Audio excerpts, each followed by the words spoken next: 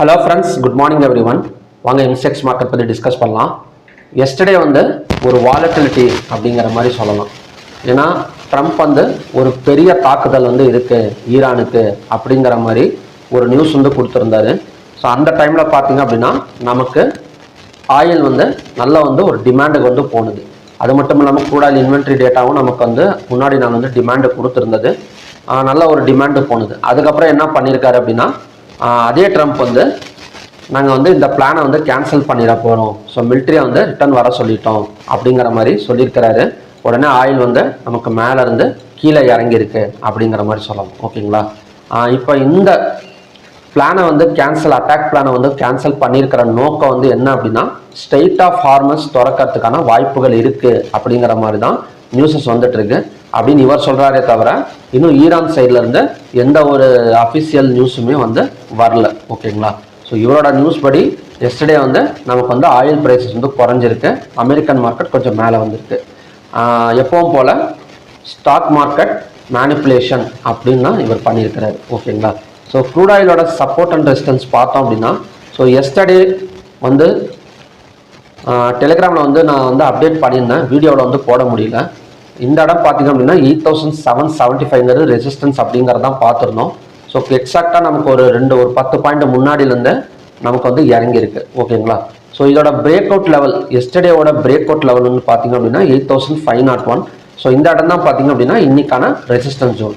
Next சப்போர்ட்டுங்கிறது 8210. ஓகேங்களா? So கொஞ்சம் மேலே வந்தால் கூட, ஏன்னா இந்த பேட்டர்ன் படி நமக்கு வந்து பிரேக் அவுட் பாயிண்ட்டுங்கிறது இந்த இடம் தான். ஸோ இன்னைக்கு ரெசிஸ்டன்ஸ் வரணும் 8501. ஓகேங்களா? சப்போர்ட்டுங்கிறது 8210. ஸோ சப்போர்ட் இருந்தால் double bottom support work out ஆகக்கூடிய சான்சஸ் வந்து இருக்குது. ஸோ அப்படி பார்த்தீங்கன்னா கூட ஒரு 200 to 300 பாயிண்ட்ஸ் பக்கம் ஒரு அப்சைடு வந்து எக்ஸ்பெக்ட் பண்ணலாம். ஓகே, நிறைய பேர் கேட்டிருந்தாங்க, இப்போ க்ரூட் ஆயில் வந்து மெகா மட்டும்தான் இருக்குங்களா ஆப்ஷன்ஸில் அப்படின்னு கேட்டிங்கன்னா கிடையாது, நமக்கு வந்து மினியுமே இருக்குது. ஓகேங்களா?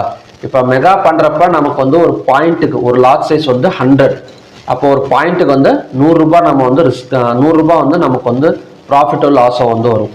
இதே நம்ம மினி பண்ணோம் அப்படின்னா ஒரு பாயிண்ட்டுக்கு வந்து வெறும் 10 ரூபாய் தான், அதாவது ஒரு 10 தான். ஓகேங்களா? இப்போ நீங்கள் பிகினியர்ஸாக இருக்கிறீங்க, ஒரு சின்ன அமௌண்ட்டை வச்சு நான் வந்து ஆப்ஷன்ஸை ப்ராக்டிஸ் பண்ணணும் அப்படின்னா நீங்கள் தாராளமாக மெகா பண்ணுறதை விட மினியில் நல்லா ப்ராக்டிஸ் பண்ணிவிட்டு ஸோ அதுக்கப்புறம் வந்து நீங்கள் வந்து மெகாவுக்கு வந்து போகலாம். ஓகேங்களா? ஸோ எடுத்தோடனே மெகா போனீங்க அப்படின்னா உங்களுக்கு ப்ரீமியம் ப்ரைஸ் காஸ்ட்டுக்கு இப்போ இருக்கிற ப்ரீமியம் ப்ரைஸுக்கெல்லாம் பார்த்தீங்க அப்படின்னா கண்டிப்பாக வந்து நமக்கு மார்ஜினே வந்து ஒரு 1 லட்ச ரூபாய் இருக்கணும் டிமேட் அக்கௌண்ட்டில். அப்போ தான் ஒரு 70,000 80,000 நம்ம ப்ரீமியம் ப்ரைஸ் வந்து பை பண்ண முடியும். செல் பண்ணுறதுக்கு நமக்கு 3 லட்ச ரூபாய் தேவை. பட் இதில் மினியில் வந்து பார்த்தீங்க அப்படின்னா நமக்கு பை பண்ணுறப்ப ஒரு 8000 ரூபாய் 7000 ரூபாய் இருந்தால் போதும். ஓகேங்களா? அதே மாதிரி செல்லிங் சைடும் செல் பண்ணுறதுக்கும் நமக்கு வந்து ஒரு 50,000 ரூபாய் இருந்தால் போதும். ஸோ 30,000 தான் செல்லிங்க்கு வந்து மார்ஜின் வந்து கேட்குறாங்க. ஸோ அதனால் க்ரூட் ஆயில் நீங்கள் ப்ராக்டிஸ் பண்ணுறப்ப ஃபஸ்ட்டு ஆப்ஷன்ஸில் மினி நல்லா ப்ராக்டிஸ் பண்ணிவிட்டு அதுக்கப்புறம் வந்து மெகா வந்து ட்ரை பண்ணுங்க. ஓகேங்களா? எடுத்தோடனே மெகா வந்து பண்ணாதீங்க. நெக்ஸ்ட் வந்து நேச்சுரல் கேஸ். இப்போ நேச்சுரல் கேஸ் பார்த்தீங்க அப்படின்னா நமக்கு வந்து எஸ்டர்டே வந்து இன்வென்ட்ரி டேட்டா வந்து கொடுத்துருந்தாங்க, அது வந்து நெகட்டிவ் தான், அதாவது ஸ்டோரேஜ் இல்லை அப்படிங்கிற மாதிரி தான் கொடுத்துருக்காங்க ஒரு 108. அப்படி இருக்கிறப்ப நமக்கு செல்லிங் ஆகுமான்னு கேட்டிங்கன்னா ஒரு டபுள் பாட்டம் சப்போர்ட் வந்து இந்த இடத்துல எடுத்திருக்கு. இந்த 293.4க்கு கீழே கேண்டில் வந்து ஓப்பனிங் ஆனால் ஸோ நெக்ஸ்ட் டார்கெட் அண்ட் சப்போர்ட்டுங்கிறது 289.2. ஓகேங்களா? ஸோ அப்படி இல்லாமல் கொஞ்சம் இந்த இடத்துல தான் ஓப்பன் ஆகிட்டு இந்த 298 பிரேக் அவுட் பண்ணால் இந்த இடத்துல தான் நமக்கு வந்து பை சைட் கன்ஃபர்மேஷன் வந்து கிடைக்கும். ஸோ இதோட டார்கெட் வந்து அப் டு இந்த ட்ரெண்ட் லைன் வரைக்கும் வரதுக்கான சான்சஸ் வந்து நேச்சுரல் கேஸில் வந்து இருக்குது. Next gold. இப்போ கோல்டெல்லாம் எஸ்டர்டே வந்து நல்ல ஒரு மேலே வந்தது, இப்போ மறுபடியும் பார்த்தீங்க அப்படின்னா நமக்கு வந்து கீழே இறங்கிட்டு இருக்கு. ஓகேங்களா? ஸோ கோல்டோட சப்போர்ட் அண்ட் ரெசிஸ்டன்ஸ் மட்டும் பார்த்துக்கலாம். பிரேக் அவுட் லெவல்ஸ் ஏதாவது இருந்தது அப்படின்னா நான் ஈவினிங் வந்து அப்டேட் பண்ணுறேன். ஸோ கோல்டோட ரெசிஸ்டன்ஸ் வந்து 1,50,859, சப்போர்ட்டுங்கிறது 1,46,480. ஓகேங்களா? நெக்ஸ்ட் வந்து சில்வர். ஸோ சில்வரும் அதே மாதிரி தான். ஸோ சில்வரோட சப்போர்ட் வந்து 2,32,078, ரெசிஸ்டன்ஸ் வந்து 2 lakh இந்த இடம் எடுத்துக்கலாம். ஓகேங்களா? 2,48,903. நெக்ஸ்ட் வந்து காப்பர். இப்போ காப்பர் ஆல்மோஸ்ட் நமக்கு சேம் ட்ரெண்ட் லைனில் தான் ரெசிஸ்டன்ஸ் எடுத்துகிட்டு நின்றுட்டு இருக்கு.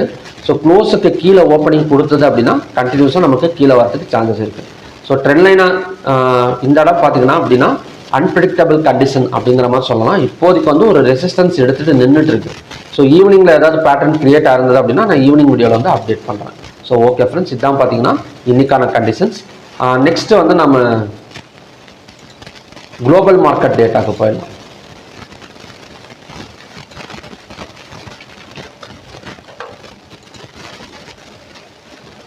இப்போ கிஃப்டி நிஃப்டி பார்த்தீங்க அப்படின்னா நமக்கு வந்து 77 பாயிண்ட்ஸ் பக்கம் பாசிட்டிவ்ல தான் போயிட்டு இருக்கு.